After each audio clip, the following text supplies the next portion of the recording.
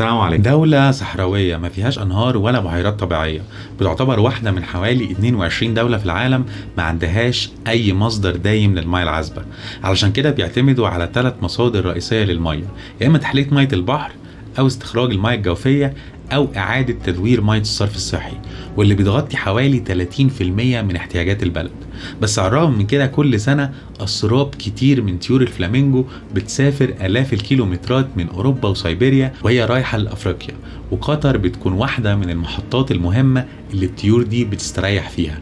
كل سنة من شهر نوفمبر لشهر أبريل بيظهر مشهد ساحر لأسراب الفلامينجو على سواحل قطر، خاصة في الأماكن اللي فيها مية ضحلة ومالحة زي غابات القرم اللي في الذخيرة، واللي بتبعد حوالي 50 كيلو متر بس عن الدوحة.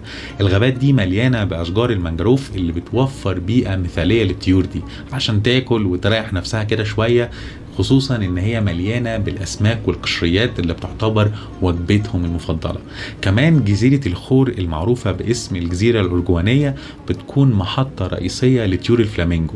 الجزيرة دي كانت زمان موقع لتخييم الصيادين وغواصين اللؤلؤ، لكن دلوقتي بقت وجهة سياحية مميزة بسبب المناخ الصحراوي.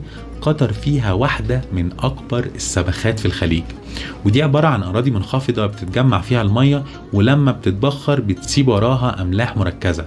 أشهر المناطق دي موجود جنوب شرق قطر بين مسعيد وخور العديد، واللي بتعتبر موطن لنباتات نادرة زي نبات الملح البحري. بس ده النهاردة، لأن من 4000 سنة قبل الميلاد واحتمال من قبل كده مع أول بشر عاشوا في المنطقة دي ولحد أواخر ثلاثينات القرن اللي فات ما كانش فيه أي أمل إن دولة عدد سكانها يدوبك لسه كسرت 3 مليون السنة اللي فاتت خطر جدا ووسط عمالقة إن هي تبني نفسها، ودونا عن كل الدول اللي شبهها من حيث المساحة أو عدد السكان يكون ليها أدوار مهمة جدا في المنطقة، وتكون كمان حليف قوي لأهم القوى العالمية، ده غير طبعا قوتها الاقتصادية واللي طبعا زي ما انت عارف بسبب الغاز. أهلا بيكو في استوريتو، اسمي إسلام والنهاردة هنتكلم عن جغرافيا وتاريخ قطر.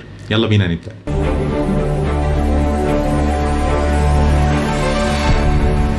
قطر عبارة عن شبه جزيرة في شبه الجزيرة العربية، وحدودها البرية الوحيدة مع السعودية بطول 87 كيلومتر.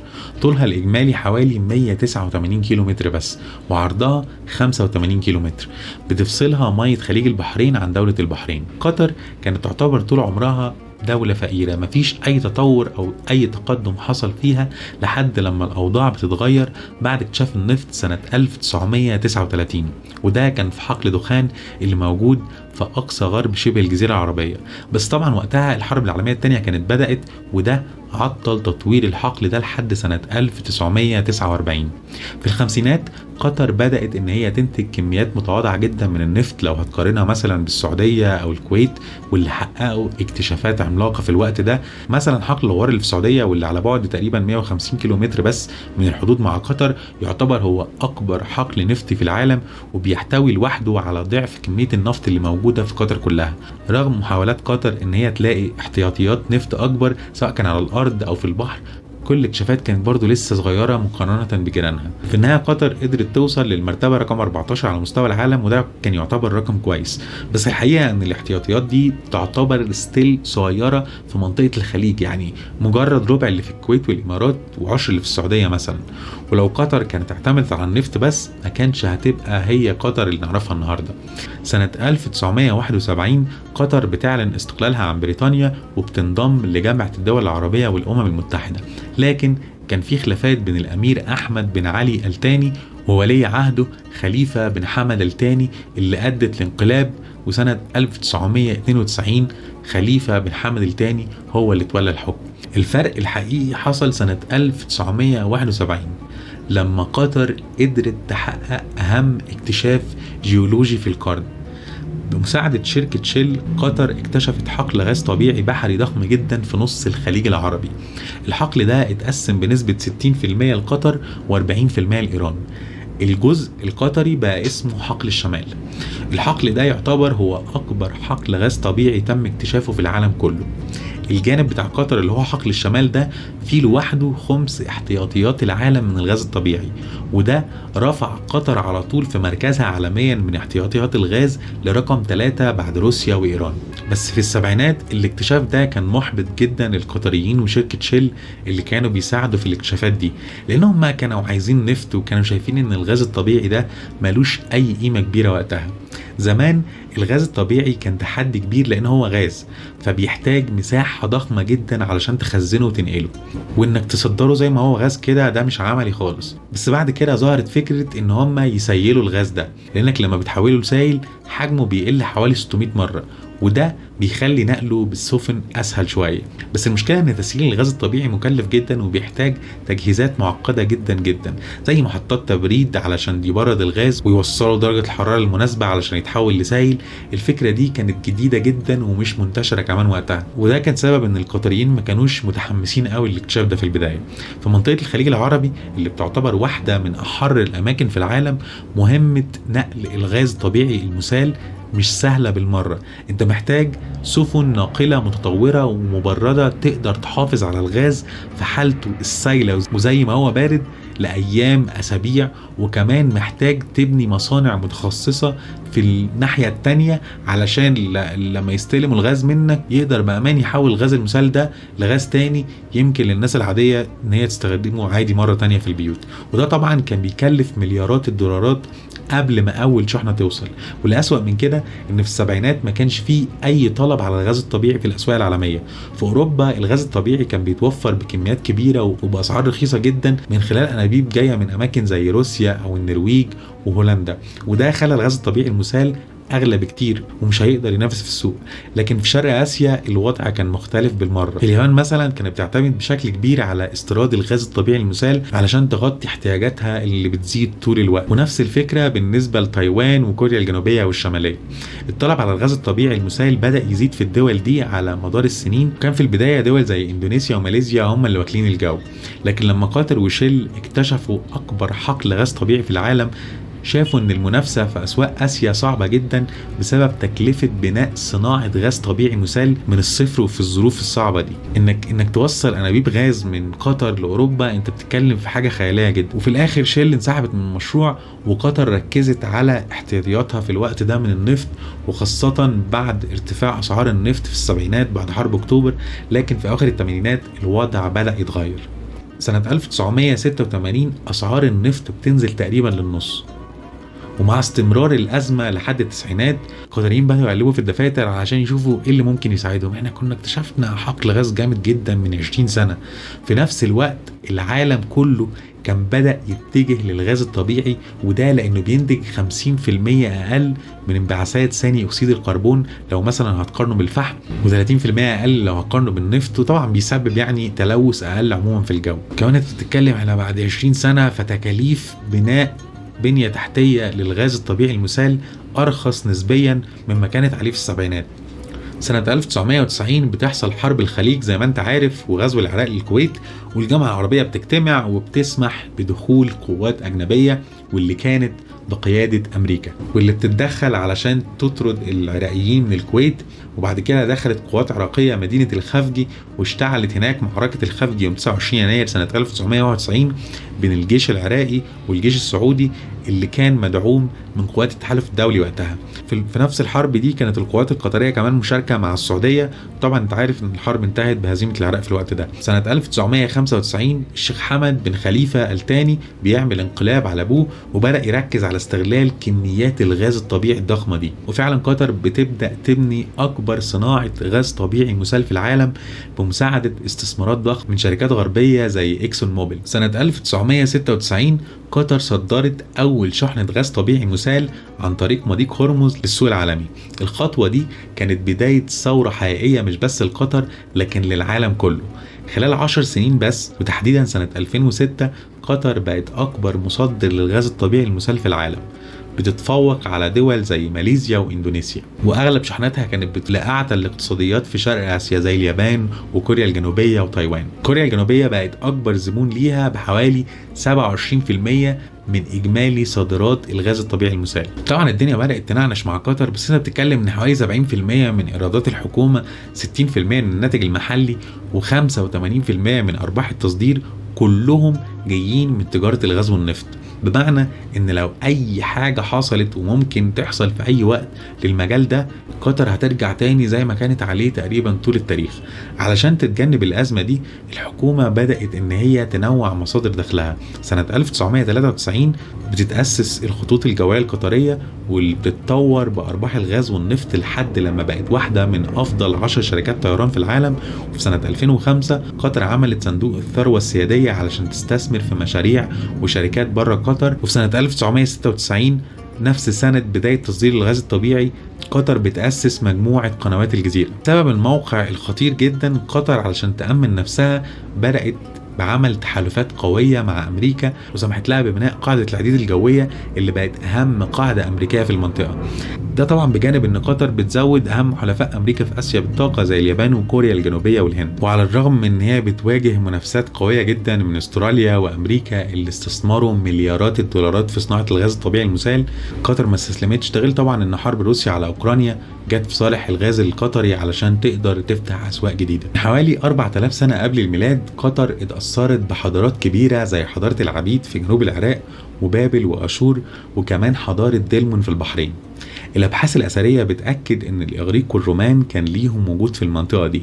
هيرودوت المؤرخ الاغريقي المشهور ذكر ان اول ناس سكنوا قطر كانوا الكنعانيين، واللي كانوا عايشين في وسط الجزيره العربيه، لكنهم هاجروا بسبب الجفاف. سنه 247 قبل الميلاد أرساكيس الأول أسس الإمبراطورية الفارسية، واللي وسعت نفوذها وسيطرت على قطر. وبعد فترة الإمبراطورية دي انهارت، وظهرت الدولة الساسانية سنة 224 ميلاديا، واللي سيطرت على الخليج بالكامل.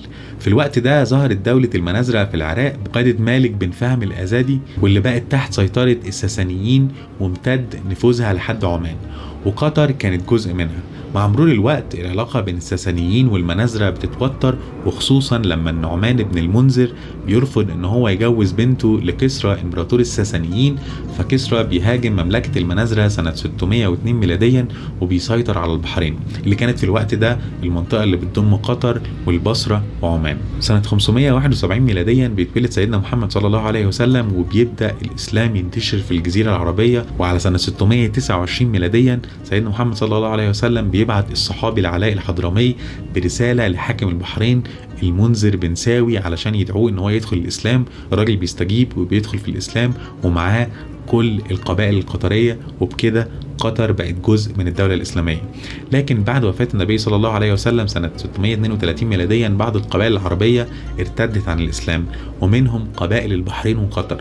أبو بكر الصديق رضي الله عنه وقتها قرر إن هو يحارب المرتدين، وبعت جيش بقيادة العلاء الحضرمي اللي قدر يهزمهم في مدينة الزبارة في قطر، ورجع أهل قطر للإسلام مرة تانية، وبقت قطر جزء من الخلافة الراشدة. مع بداية الدولة الأموية سنة 661 ميلاديا قطر بقت تحت حكمهم. لكن في فترة ضعف الدولة ظهرت حركة الخوارج، واللي قدروا يسيطروا على قطر وعينوا نجدة بن عامر الحنفي أمير عليهم، وانضم ليهم ناس من أهل قطر.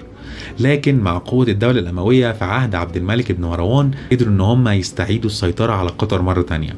وبعد سقوط الأمويين سنة 750 ميلاديا قطر بقت تحت حكم الدولة العباسية، واللي بتفضل مستمرة لفترة طويلة. لكن مع طبعا ضعفها كالعادة بتظهر قوة جديدة. سنة 899 ميلاديا بتظهر دولة القرامطة، وبتسيطر على البحرين وقطر والبصرة وعمان، وبتستمر لأكثر من 60 سنة. لكن سنة 969 بقيادة قبيلة سلم عملوا ثورة وطردوهم من البلد. بعدها ظهر عبد الله العيوني اللي قدر يهزم القرامطة بدعم من الدولة السلجوقية، بيأسس الدولة العيونية سنة 1076 ميلاديا، واللي بتحكم قطر والبحرين والإحساء لمدة 177 سنة. لكن مع ضعفهم بيسيطر بنو عقيل على المنطقة، وبيأسسوا الدولة العصفورية سنة 1253 ميلاديا. في القرن ال15 ظهرت الدولة الجبرية اللي حكمت قطر والبحرين وأجزاء من عمان، لكن بسبب الصراعات الداخلية ضعفت وانهارت. في الوقت ده البرتغاليين كانوا بيحاولوا يلاقوا طريق جديد للهند يبعدهم برضو شوية عن أراضي المسلمين، فاكتشفوا طريق رأس الرجاء الصالح ووصلوا الخليج العربي، وبدأوا يسيطروا على السواحل اللي هناك، ومن ضمنها كانت قطر. لكن طبعا الدولة العثمانية كانت قوية آخر حاجة في عهد سليمان القانوني. لو ما شفتش حلقة الدولة العثمانية ممكن تشوفها من هنا. قررت ان هي تحارب البرتغاليين وتمشيهم من الخليج. العثمانيين بيجهزوا 70 سفينة و20 ألف جندي وبيطردوا البرتغاليين من الخليج سنة 1547 ميلاديا، وبعد كده بيضموا القطيف والإحساء وقطر للدولة العثمانية. لكن بعد حوالي 100 سنة حصلت خلافات بين الدولة العثمانية قبيلة بني خالد في الإحساء بقيادة الأمير براك بن عرعر. بني خالد انتصروا على العثمانيين وسيطروا على الإحساء وقطر والبحرين، وأسسوا إمارة بني خالد سنة 1669 ميلاديا. قطر بقت تابعة لإمارة بني خالد. في الفترة دي في نجد حصل جفاف بسبب قلة الأمطار، فمجموعة من الناس اللي كانوا عايشين هناك قرروا إن هم يهاجروا، واللي كان منهم آل صباح وآل خليفة والجلهمة. القبائل دي سموا نفسهم بعد كده بالعتوب، لأن هم يعني هاجروا من مكان لتاني. العتوب عاشوا في الإحساء في البداية، وبعد كده راحوا لقطر، ومن هناك اتعلموا ركوب البحر بقى والغوص علشان يدوروا على اللؤلؤ. لكن بعد ما حصل خلاف بين العتوب وأهل قطر، العتوب راحوا علشان يعيشوا في الكويت سنة 1716. في الكويت العتوب أسسوا مجتمع خاص بيهم، واتفقوا إن آل صباح يبقوا مسؤولين عن الحكم، وآل خليفة يبقوا مسؤولين عن التجارة، والجلهمة يبقوا مسؤولين عن الأعمال البحرية. الاتفاق ده كان إن الأرباح هتتقسم بينهم هم الثلاثة بالتساوي، والحكم هيبقى فيه برضه نظام روتيشن. لكن بعد ما بيتولى عبد الله آل صباح حكم الكويت سنة 1762 حصلت خلافات بين آل صباح وآل خليفة بسبب الاتفاق بتاع الحكم. آل خليفة قرروا ان هم يسيبوا الكويت في الوقت ده ويروحوا للبحرين، لكن حاكم البحرين ناصر آل مذكور رفض ان هو يدخلهم بسبب ان هو شيعي وهم سنة. فآل خليفة راحوا عاشوا في الوقت ده في قطر، واللي كانت تحت حكم قبيلة آل مسلم. في قطر آل خليفة بدأت تزيد قوتهم، وبدأوا ان هم يضايقوا آل مسلم، وآل خليفة اتحصنوا في مدينة الزبارة وبدأوا يطوروها علشان تبقى مينا مهمة جدا. بعد كده بتحصل معركة الزبارة بين 1782 و 1783، واللي فيها آل خليفة بينتصروا، وأحمد بن محمد آل خليفة بيتلقب بالفاتح، وبقت البحرين والزبارة تابعة لآل خليفة. في الفترة دي ظهرت الدولة السعودية الأولى في نجد وقضت على إمارة بني خالد، وبعد كده بتسيطر على الإحساء وقطر سنة 1797. آل خليفة اضطروا ان هم يسيبوا الزبارة ويروحوا للبحرين، لكن آل بوسعيد حكام عمان هاجموا البحرين، وآل خليفة رجعوا مرة تانية للزبارة. آل خليفة اتحالفوا مع الدولة السعودية ضد آل بوسعيد وطردوهم من البحرين سنة 1805، وقطر والبحرين بقوا تابعين للسعودية. لكن الدولة العثمانية قررت ان هي تقضي على الدولة السعودية الأولى، وقدرت عن طريق محمد علي باشا ان هي تهزم الدولة السعودية سنة 1818، وآل خليفة رجعوا يحكموا البحرين والزبارة. في قطر ظهرت عيلة آل تاني بقيادة محمد بن تاني وابنه جاسم، اللي بدأوا يفكروا في استقلال قطر عن آل خليفة. جاسم آل تاني دعا محمد آل خليفة لزيارة البحرين، لكن جاسم رفض، وبدأت قطر ان هي تدور على استقلالها. لما وصل جاسم آل تاني للبحرين، محمد الخليفة قبض عليه وحبسه، وطبعا ده خلى آل تاني في قطر يثوروا عليه، خصوصا ان جاسم كان الامير والزعيم بتاعهم. فبدأت الاضطرابات تزيد في قطر، وبدأ آل تاني يفكروا في استقلال قطر عن آل خليفة، واللي كانوا زي ما قلنا مسيطرين في الوقت ده على البحرين وقطر. لما عرف محمد الخليفة بخطورة جاسم آل تاني دعاه لزيارة البحرين، وهناك قبض عليه وحبسه، وده خلى الوضع يزيد سخونة في قطر، وبدأت الاشتباكات بين القطريين بقيادة آل تاني وآل خليفة. في النهاية تم تبادل الأسرى وخرج جاسم من السجن، لكن محمد الخليفة بيقرر ان هو يتحالف مع حاكم ابو ظبي زايد الاول آل نهيان، وبيهاجموا قطر سنة 1867. بيدمروا مدينة الدوحة في حادثة عرفت بخراب الدوحة الثاني، لكن القطريين بيردوا الهجوم وبيخسروا هم كمان آل خليفة خسائر كبيرة. بريطانيا اللي كانت أقوى دولة في العالم وقتها كانت خايفة على مصالحها في الخليج في الوقت ده، فقررت ان هي تتدخل وبتجبر آل خليفة وآل تاني على ان هم يعملوا اتفاقية سلام سنة 1868. الاتفاقية دي بتخلي قطر مشيخة مستقلة تحت حكم آل تاني، وبقت قطر رسميا منفصلة عن آل خليفة، ومحمد التاني بقى أول حاكم لقطر، وابنه جاسم بقى هو ولي العهد. بعد الاتفاقية بدأت بريطانيا ان هي تتدخل اكتر في شؤون قطر، وده ما عجبش جاسم التاني. في نفس الوقت الدولة العثمانية كانت بدأت ترجع لقوتها في المنطقة، فبيقرر جاسم ان هو يضم قطر للدولة العثمانية سنة 1871 علشان يواجه النفوذ البريطاني. لكن الخلافات بتزيد بين قطر والدولة العثمانية، وخصوصا بعد ما العثمانيين حاولوا يفرضوا ضرائب على القطريين. في النهاية جاسم بينتصر سنة 1893، وقطر بقت تماما مستقلة عن العثمانيين. بعد وفاة جاسم الثاني سنة 1913 جه بعديه ابنه عبد الله الثاني.